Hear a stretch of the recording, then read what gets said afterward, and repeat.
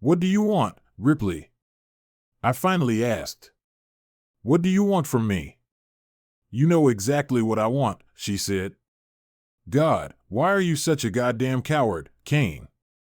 I jumped to my feet. That's it, that's enough. I shouted.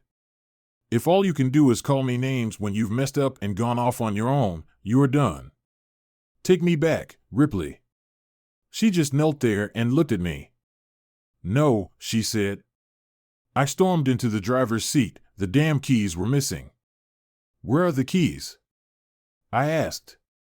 I'm not giving them to you, she said. We're staying here until we're done. I'm already done. I told her, running away again? She asked, how do you manage it? See, you're miserable. What are you going to do? Abandon McKenna, move back to Alaska? Why don't you try Siberia this time? Sit down and stop proving your point to me. Your solution to your problems is to get out. That's not going to work this time. You're not the type to abandon your daughter. Didn't you promise to take her fishing tomorrow? I felt incredibly tired. I went back and sat down. She trapped me. I'm going to ask you one more time, what do you want from me, Ripley? I'm here, Kane, she said.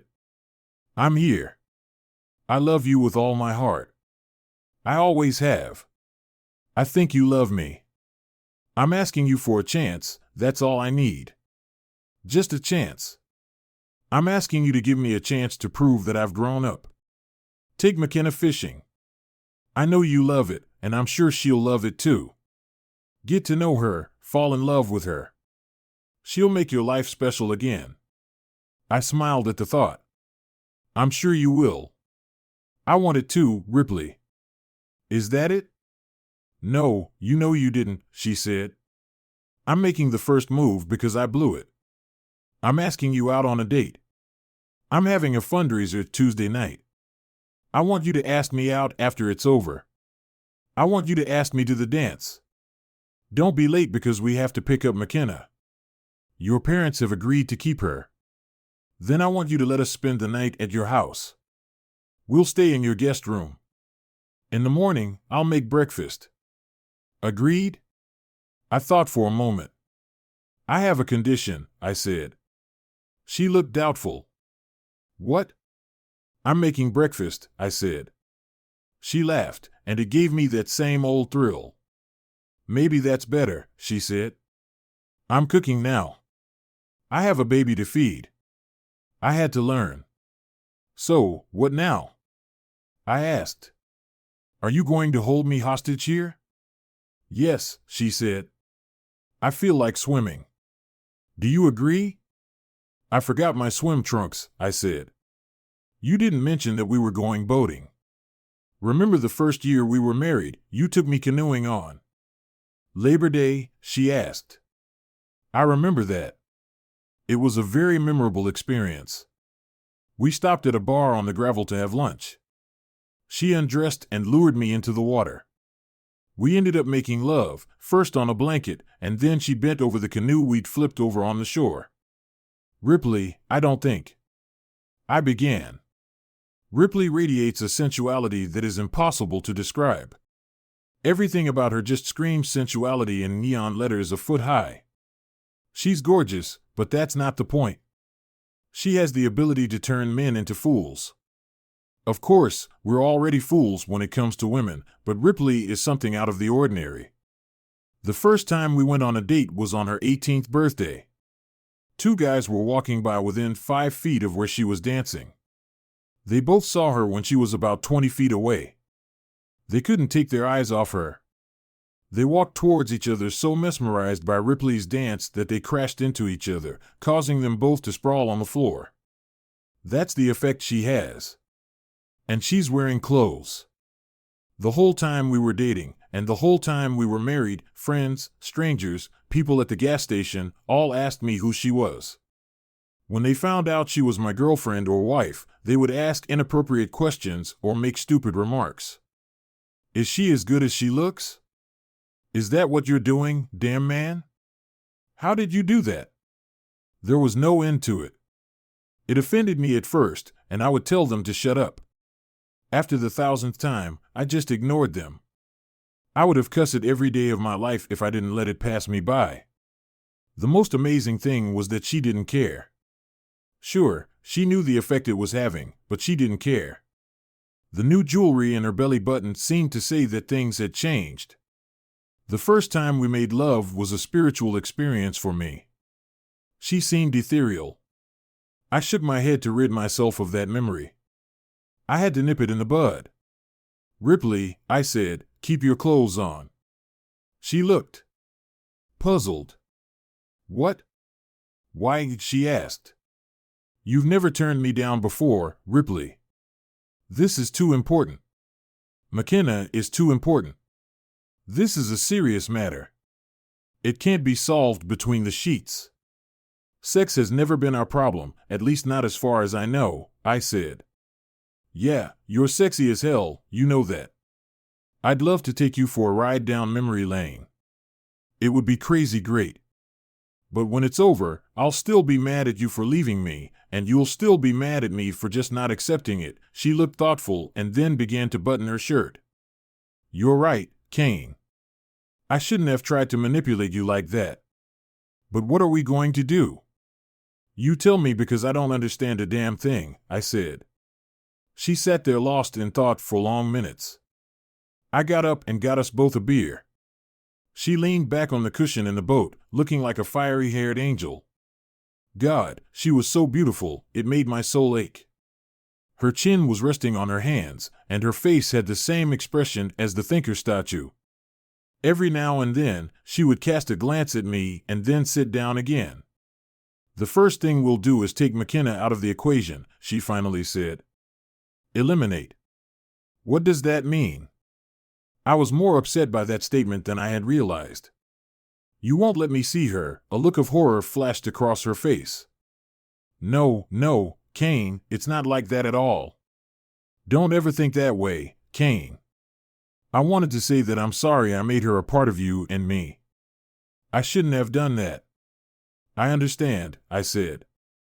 No, she shouldn't be a part of anything else but being loved and getting everything a loving mother and father can give her, she nodded. Yeah, that's exactly what I meant.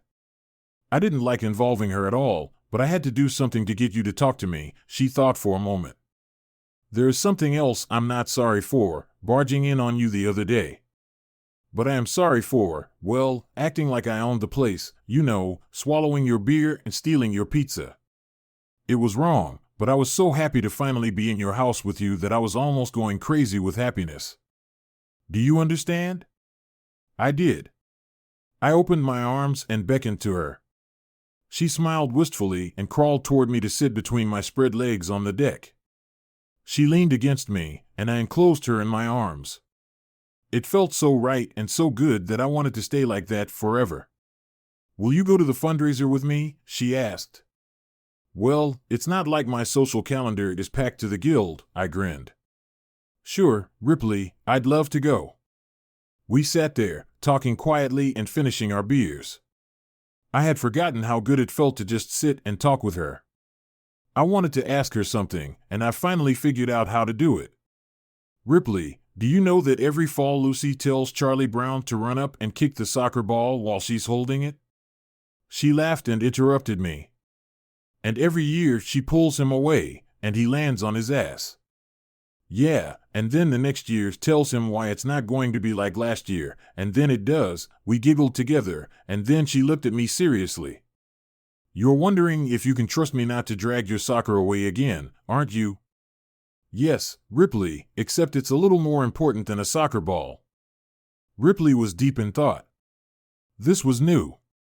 I thought the Ripley I remembered would say the first stupid thing that came into her head and tried to correct it later. At last, she spoke. Am I going to leave you again for some stupid reason? The short answer is that I've been there, done that, and paid too much for a t-shirt. I paid for 4 years without you, and McKenna paid for 3 years without her father. The true answer is, you won't know, just like I don't know you won't get up and run away again when I do something stupid.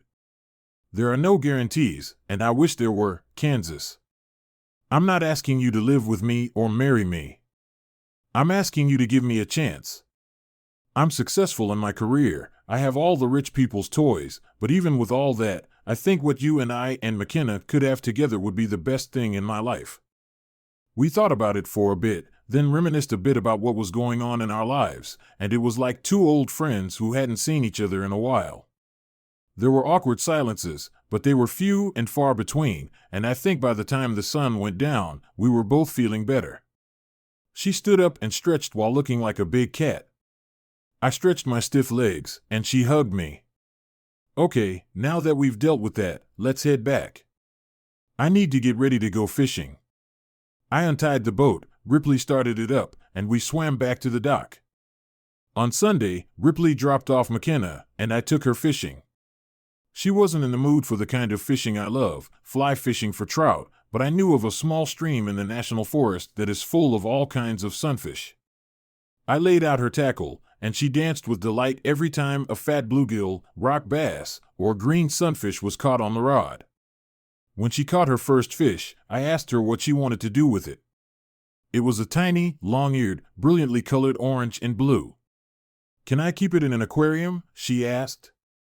"We could keep him in the aquarium," I said, "but they're not very happy in there." "What else can we do?" she asked. "We can let him go free," I told her. "If we catch larger specimens, we can eat them." She had to ponder the question for a while. "Let that one go and eat the big ones," she finally decided. That's what we did. We stopped fishing to build a small fire and roast hot dogs and marshmallows for lunch. By the time we got to the creek, she already owned my heart. By lunchtime, I had become her slave, and as we carried the big ball of fish to my truck, I realized my life had changed forever. This was what I was born to do, to be McKenna's father. She fell asleep in her little car seat on the way home, and my eyes moistened every time I looked at the sleeping little angel. When we got back, Atlas was all over us. I don't know what he was more interested in, us or the fishy smell. While McKenna played with Atlas, I cleaned the fish, steamed the vegetables, and fried the fish. McKenna was a little distrustful of fish at first, but then was intrigued by the idea of eating food that she had caught herself. She tasted it and really enjoyed it. Of course, she probably liked the ice cream we had for dessert better, but heck, she was only 3 years old. Ripley packed her a small bag so she could stay, but she asked if her mom could stay too. There was no way I could say no to this little cherub, so I called Ripley and invited her over for a sleepover before she got her hopes up. I let her know that she'd be sleeping with McKenna, not me, over breakfast. She reminded me of the need to accompany her to the fundraiser, and I told her I'd already made the commitment. I picked her up on Tuesday and immediately felt all my resistance to her melt away. She was stunning. Her red hair was tied with a ribbon at the back of her head and then flowed freely down her naked back. Her dress was a simple style with a V neckline showing off a generous cleavage. I swear, if the back went even lower, you would have seen the sexy secrets below. The skirt was a modest knee-length, loose, and flowing. By the time I went back to check our coats, she was already running from one group to another. I might as well have been invisible. If my presence didn't matter, I felt like a forgotten man. She walked over and took me for the first dance, and my mood soared as I held this vision in my arms. When we returned to our table, she was immediately asked to dance again. For the rest of the evening, I only saw glimpses of her from afar as she solicited potential donors and socialized with the social elite. I was getting more frustrated and feeling powerless by the minute. Finally, I had had enough.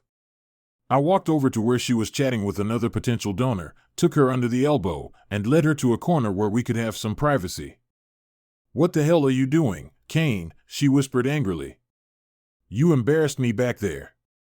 That was a major donor I was talking to. "Am I a liver?"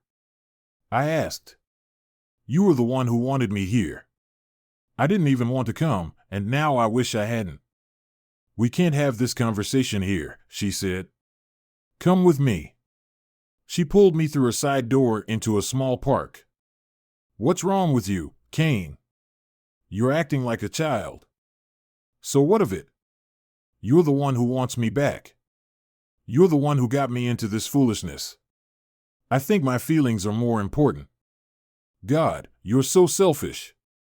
I'm trying to raise money for sick kids, and you're sulking because I'm not holding your hand enough. Yes, of course, it's always about you first. You had to find yourself, and now you have to save the kids. What's next? Save the puppies? She sighed. Kane, you're not some hick. You know how this whole thing works. My job is to make all the people with a lot of money feel good and treat the children's hospital well so they give more money. You know that. I'm trying to work as efficiently as possible so we can get out of here and go dancing, and you're still sulking over something that happened 4 years ago. Why don't you grow up already? It tore her up. I didn't even bother to go back for my coat. I just turned away and went to the car to drive home, ignoring her yelling for me to wait. I hadn't been home an hour when I heard a cab pull up and she knocked on my door. Kane, open up. You forgot your coat. Damn, looks like I'm going to have to let her in. No sooner had I opened the door than she burst inside like a force of nature, tossing my coat onto the nearest chair. You're such an ass, she said. Do you have any idea how embarrassing it was for me to try to come up with some lame excuse as to why I had to leave so suddenly? I'm sure they'll forget about it by the next fundraiser. But you're just hopeless.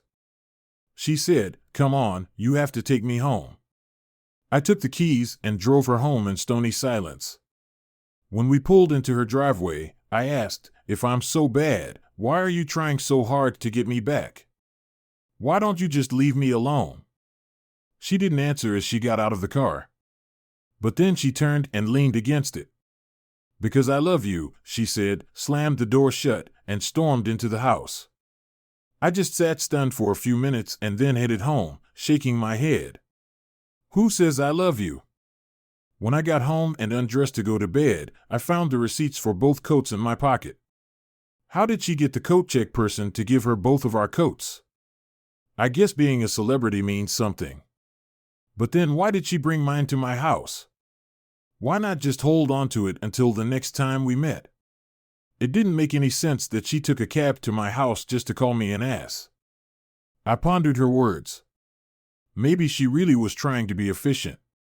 If I went with her, she'd have to introduce me to the people she socialized with. It would take time, and it would be awkward. The more I thought about it, the more convinced I became that she was probably right. I was being an ass. I really should call her and apologize. The next morning, I was about to call her when I found myself not knowing what to say. I'm just not used to apologizing. I mean, I could just say, hey, it's Kane, which would probably make her laugh. But what to say after that? Making matters worse was the fact that Ripley had apologized to me several times in the past week. It was like she knew how to do it and I didn't. It made me even more nervous. So, I hesitated and didn't call. It didn't help that the newspaper had published a list of the top donors to the Children's Hospital and Miss Ripley O'Keefe was at the top of the list. We didn't speak until Friday morning to schedule McKenna's second visit. Ripley didn't stay with us this time. McKenna was excited, and I was nervous. Ripley dropped McKenna off, and she immediately ran to find Atlas. Here are the DNA results, Kane, she said. As you can see, there is a 99.9% chance that you are the father. I cast only a cursory glance at them. I already knew. I felt the connection between us. I needed to say something more important. I knew I would probably be wrong, but I had to try. Ripley, about Tuesday night I saw her face tense up, but I stared at the floor and continued, well, you were right. I was being a jerk. I'm sorry. I hope I didn't mess up your life too badly. I stood and looked at the floor. Ripley was waiting for me when I finally looked up, and as I looked at her, she had such a warm expression on her face and a gentle smile. I just melted. Thank you, C. I appreciate it, I said. Her hand reached out and stroked my cheek. It was partly my fault, too. I should have told you ahead of time what was in store for you. I guess I'm still not very good at explaining things to you. I'll work on it. We agreed that I'd drop McKenna off, and Ripley would go as soon as I managed to tear McKenna away from Atlas. I watched her and asked her what she wanted for dinner. Stupid question. Pizza, she said. I still don't know why, but I took her to the cellar, paying for our order. I wasn't paying much attention, so as I turned to leave, I was stunned to see Ripley engrossed in conversation with some strange guy who had both her hands in his.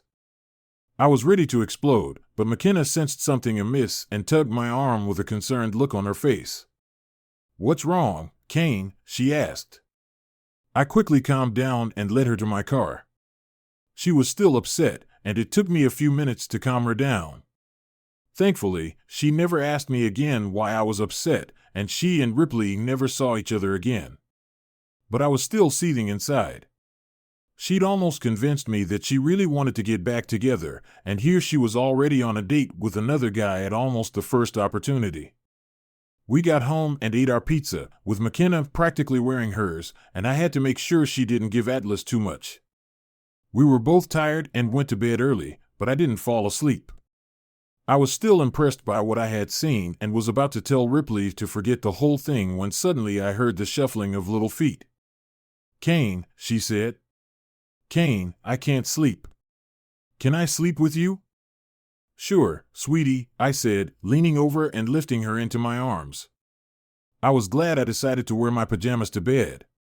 McKenna was fast asleep, her soft snores drowned out by Atlas's snores.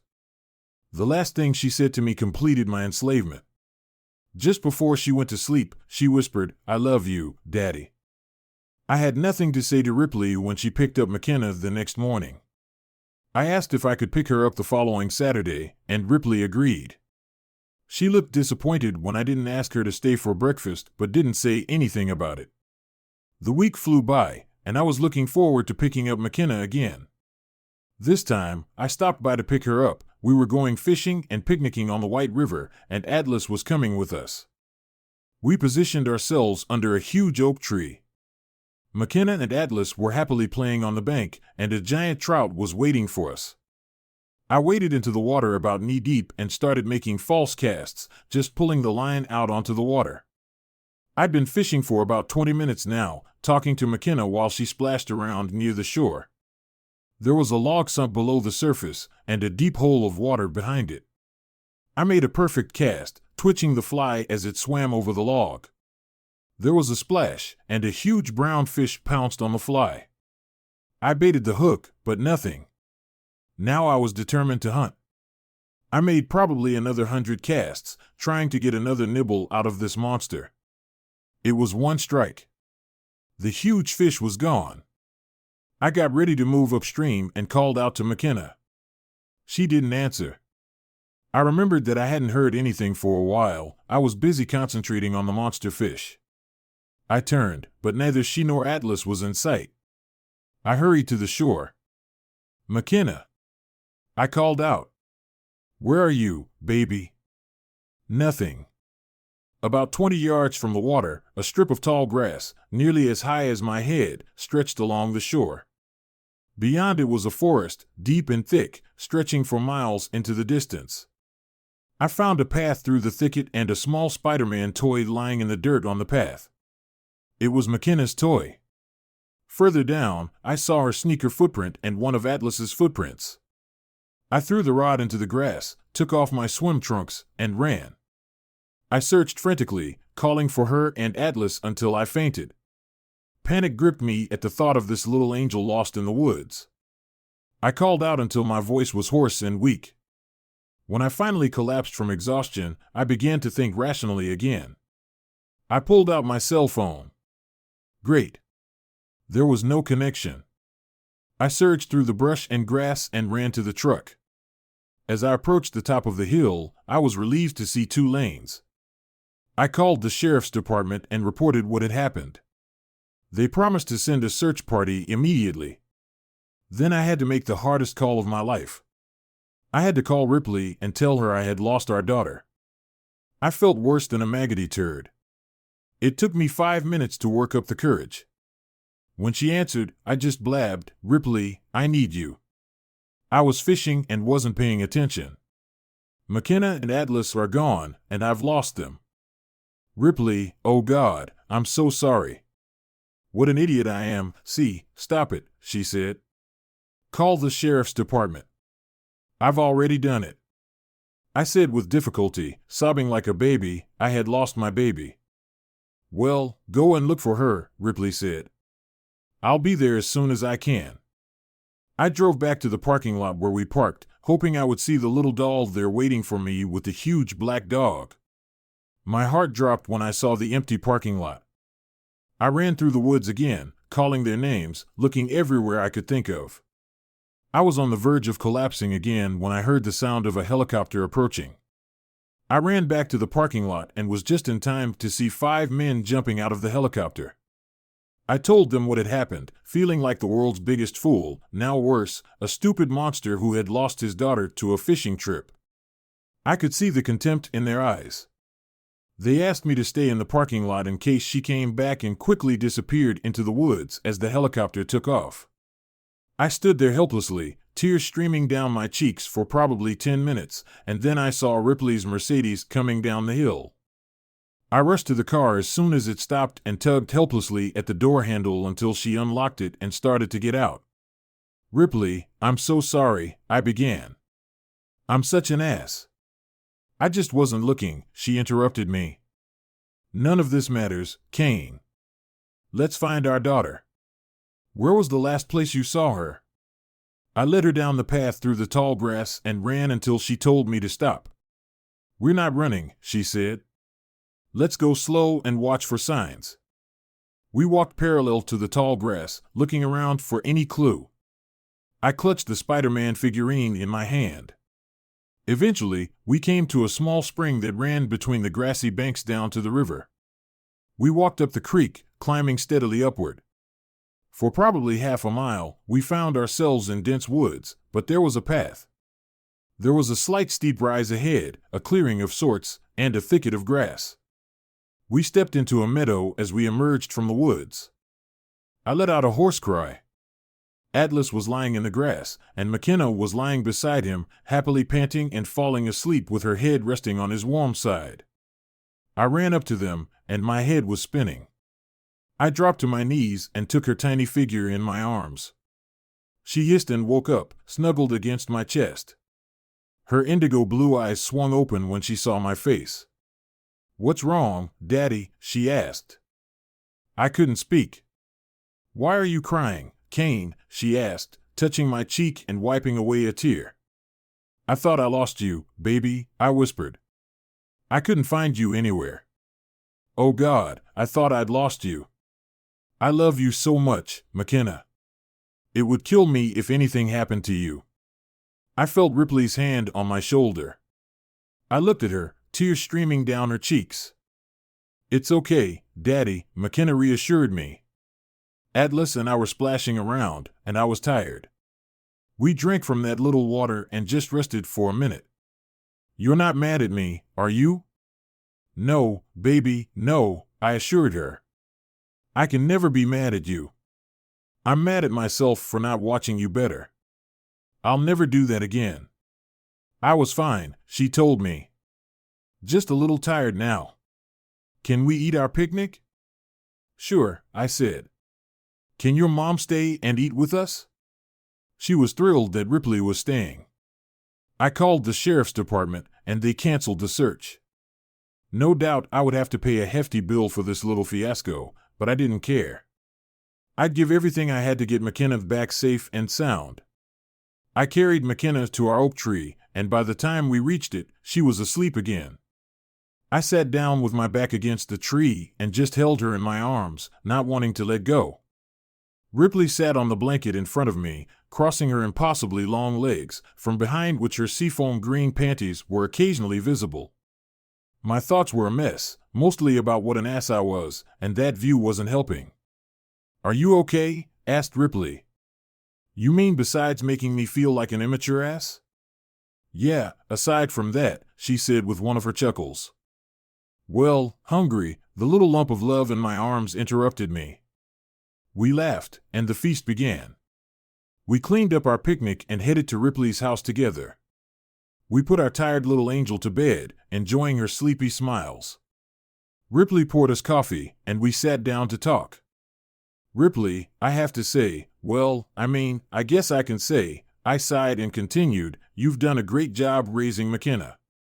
She's just perfect, and you've obviously been a great mom. Damn, I'd forgotten what Ripley looked like when I said nice things to her. The glow on her face was so bright that her hair seemed dull. It was making it difficult, but I had to keep going. So why do you want me to be her daddy? You can't take me with you to a public place, so I don't act like an immature jerk. You leave her with me, and I lose her in the woods. I love her to bits, Ripley, but I'm afraid I couldn't finish. I hid my face in my palms, and tears came to my eyes again. I felt Ripley's hands on my wrists. I opened my eyes. She was kneeling in front of me, her eyes moist. Kane, you're her father, you know it, I know it, and most importantly, she knows it. I had to go through a lot to be a mom, but I did it. She depended on me. Now it's your turn. You're going to have bad moments like today, so will I, but you'll have something I didn't have. What? I asked. I'll be there for you, as long as you let me, she said. I'll help you, like your parents helped me. We'll do this together. Our gazes met, and we both wanted the same thing, but we had to deal with something else first. Can I ask you something? She rested her elbows on her knees and took her small pointed chin in her hands. Shoot, she said. I had McKenna over last Saturday. I began. She wanted pizza for dinner, so I called the cell door to get it. I saw a light come on in her eyes when we went to get him. I saw you with some guy. You were holding hands and looked like you were really serious. Who is he, Ripley? She said. His name is Jeff Conley. H.E.K., the station manager at the Eagle. I dated him for a while. He was much more serious than me. I stopped seeing him after I finally got you to talk to me that first time at the pool. He was very upset about it, so I agreed to meet with him and tell him why it was over. He didn't take it very well. He was holding both your hands, and from where we were standing, it looked like you were going to kiss him. I said, "Are you lying to me, Ripley?" Her eyes flashed dangerously. "What's the matter with you, Kane?" she spat out. "No, I wasn't going to kiss him." "Then why was he holding both your hands if you were telling him it was over?" She sighed. "I told him I'd let him speak his mind. It wouldn't change anything, and I figured he'd get it over with quicker if I let him hold my hands. I asked him not to call me anymore. He was practically stalking me." "Are you jealous?" "Well, don't be." "Are you still wearing the diamond he gave you?" "What? What are you talking about?" She was completely confused. "The diamond stud he gave you for your belly button. Are you still wearing it, Kane? Will you get your head out of your ass for once? Did it ever occur to you that I could have bought it for myself? I can afford stuff like that better than him or you, so why not? I saw a friend wearing one. I thought it was cool, so I bought it." There, now I really felt stupid. Before I could say anything, she continued, "And then you ran away as usual. If you had stuck around, you would have seen him spit in my face and call me a ball-busting. You would have seen me slap that and walk away. Did you see that? See?" "No, I didn't. I said I wanted to get Kenna out of there before she saw you." "Oh," she said. We both sat there, feeling silly. Then our eyes met, and we laughed together. "He spat on you?" "Jesus, Ripley, what a guy," she smiled slightly. "Yeah, I can pick them, right? The man I love moves to freaking Alaska to get away from me, and then I get a creepy stalker who spits in my face." "I'm sorry, Ripley," I said. "I should have run off like that. I was hurt, you know?" She reached out and ran her fingers over my cheek, leaving a mark that burned long after the touch was gone. "I know," she said softly. "I'm sorry I caused such pain, Kane. I've been thinking about it. I know I told you I didn't regret moving away, but I'm not so sure about that now. I know that from now on, I want us to deal with everything together, if you'll let me." Will we be able to get past all this pain? I don't know, I admitted. Do you want to try? More than anything, she said. Our life began to fall into a nice routine. McKenna was at my place on Monday, Wednesday, and Saturday. We tried to do things together as a family at least twice a week. We still had problems and awkward moments, but they were becoming fewer and fewer. Ripley and I were seeing each other again. We still didn't have much intimacy. We had a few hot kisses, but we didn't go to bed. I think we were both cautious, not wanting to push ourselves or each other. We danced around it, and I had a perpetual case of blue balls. I think we both knew it was only a matter of time, but wanted to get it right. Saturday was Ripley's day off, so we took McKenna to a movie at the mall. After lunch in the food court, we got her one of those orange smoothies and sat at a table, watching her eat it. I saw Ripley glance over my shoulder and lean over, hissing at me. "Oh, oh, oh," she said, "here comes trouble. Jeff Comley is coming this way." We both stood up and watched him approach. "Jeff," Ripley said, "what are you doing here?" "What do you say?" he said. "I'm here to bring you and your brat back to where you belong." "Jeff," Ripley said calmly and slowly, "I told you I found my ex-husband, and I'm trying to work things out so we can be together again. I'm telling you, we're not done until I say we're done. So, take the little prankster and let's go. You can't leave me whenever you want to."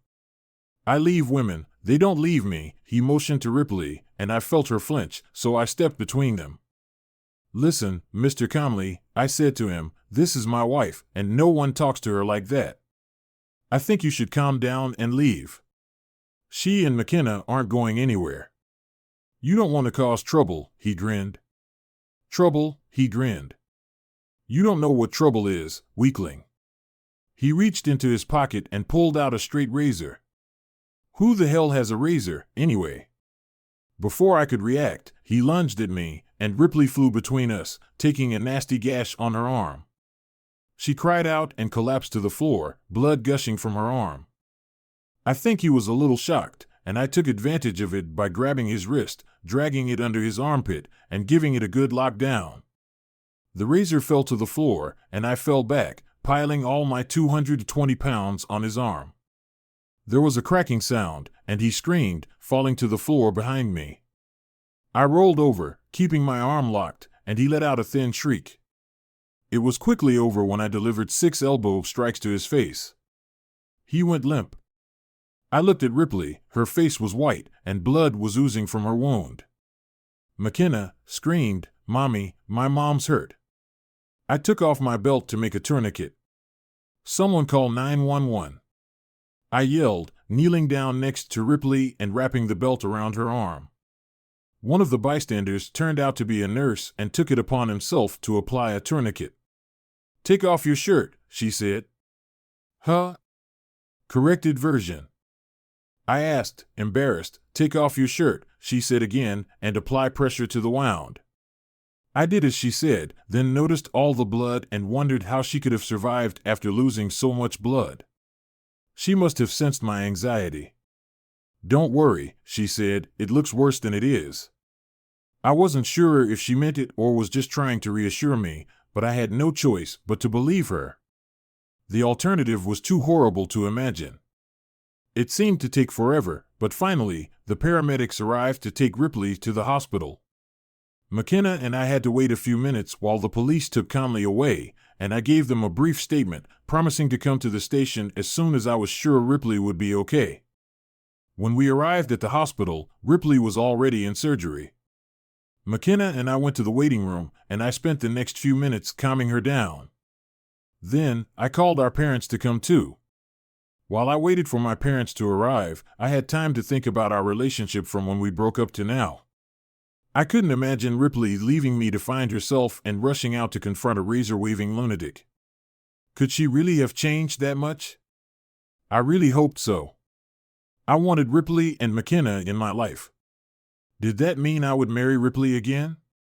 That was a question for another day. My parents and Ripley's parents arrived at about the same time. Luckily, I had time to get cleaned up, and the hospital gave me a gown. McKenna immediately ran to her grandparents, and they took turns holding her in their arms across the room while I told them what had happened. The doctor came with good news. Although the wound was deep and Ripley had lost a lot of blood, it was otherwise not serious, and she should make a full recovery. She was still unconscious in the rehabilitation unit, but would soon be able to receive limited visitors.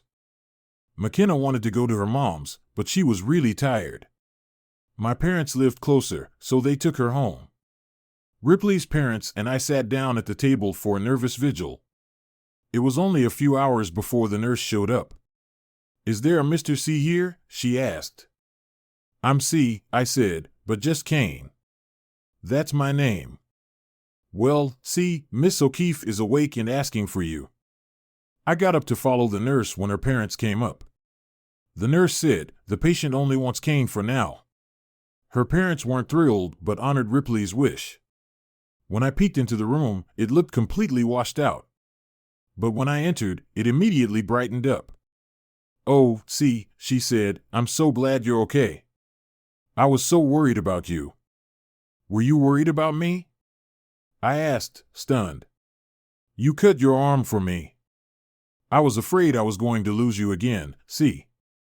The only way to lose me is to run away again, Ripley. I will never run away from you again. I still love you. I've always loved you, and I've never stopped loving you. I tried to stop to make the pain go away, but it didn't work. I love you now more than ever. All I want is for you and McKenna to be in my life, C. I hope you've realized by now that I've always loved you. I haven't always been smart or acted like an adult, but I've always loved you. All I ever wanted was a second chance to show you how much I love you. I will never love anyone else or leave you again." I leaned over and kissed her gently. "McKenna went home with my parents, but yours are already here, and I know they will be happy to see you. I'll send them off then, get some rest, and bring McKenna and my parents back in the morning, okay, Kane? Just promise me you'll come back." I kissed her again, a little harder this time. "You can count on it, babe," I said with a wink. I went back to the waiting room to break the news to her parents. I called my family and then went home to clean up and get some rest. I got up early, grabbed a quick snack, and drove to my parents' house to pick up McKenna. My parents followed us to the hospital, and we enjoyed seeing Ripley. The look of pure joy on her face when she saw McKenna thrilled me. The little cherub ran across the room and rushed to her mom. "Mommy, I was so scared," McKenna said. "I'm sorry, baby," Ripley said. "Mommy didn't mean to scare you." "It's okay. Grandma and Grandpa made me feel better." Ripley mumbled a thank you to my parents. Ripley would have to stay in the hospital for another day, so I'm off to take care of business. I went to the police station, but that was just a formality thanks to the mall security cameras and all the witnesses. Conley was found guilty, and he was going away for a long time. I met with her parents to make arrangements and then returned to spend the afternoon with Ripley, McKenna, and a steady stream of visitors. As we drove to the hospital to pick up Ripley the next day, I turned to McKenna. "Remember, baby, it's a big secret, okay?" I made a lip lock motion, and McKenna giggling copied me. The nurses brought Ripley to the car in her wheelchair, and as I helped her into the car, McKenna couldn't stop giggling. "So, you two," Ripley said, "what are you up to?" McKenna only giggled, and I smiled like a sphinx. I had told Ripley that she would be staying with me during her recovery, so she wasn't surprised when we pulled into my driveway. When we got to my door, McKenna said, "Close your eyes, Mom." As soon as I closed the door, McKenna told her to open her eyes. Ripley gasped with delight when she saw our parents standing in front of the large homemade sign, "Welcome Home." Looking around, Ripley saw many of her belongings spread across the living room and McKenna's handprints on the sign. She hugged her parents, then mine, and I saw my mom tearfully whisper, "Welcome home." I grilled up some burgers and hot dogs, and once we finished eating, our parents offered their congratulations on us patching things up before taking their leave. McKenna was already drifting off to sleep, so we tucked her into bed. Since it was a special occasion, we allowed Atlas to join her on the bed. Alone in the dimly lit living room, we sat quietly, sipping wine, lost in our own thoughts. Ripley nestled against my shoulder. "Be honest with me, Ripley," I began. "Did you truly believe we'd find our way back to this point?" "To be completely honest," she replied, "maybe in my wildest dreams, but in reality." I nodded knowingly. "I was simply hoping we could at least be amicable, that we could co-parent McKenna effectively. Everything else is just a bonus." "Well," I grinned, "I may not have any frosting, but I do have a can of whipped cream." With a mischievous twinkle in my eye, I playfully dabbed some on her nose, then licked it off. In a playful chase, we made our way into the bedroom, where we shared an unforgettable moment of intimacy. Epilogue: Marley scooted across the floor as swiftly as her 11-month-old legs would allow. We had a penchant for names for girls. Atlas, noticing her approach, rolled his eyes but remained still, except for his shifting gaze. She crawled over and placed her tiny hands on his stomach. One leg lifted, wiggling weakly in the air as she struggled to maintain her balance. With determination, she rose, using his torso for support until she stood upright. Her arms flailed momentarily before she plopped down on her diaper with a joyful squeal. McKenna giggled, snuggled close to my side as we read a book together. "She's silly, Daddy," she remarked, peering up at me with her wide, blue eyes. "Yes, she is," I chuckled. The door creaked open, and there she stood, illuminated by the soft glow of the setting sun. Magnificent with her flowing red hair, she exuded both beauty and an underlying sense of danger. She could shatter hearts, but she also possessed the power to mend them, and I trusted her with mine. Thanks for watching. I hope you enjoyed it. Don't forget to subscribe to the channel and tune in for the next video.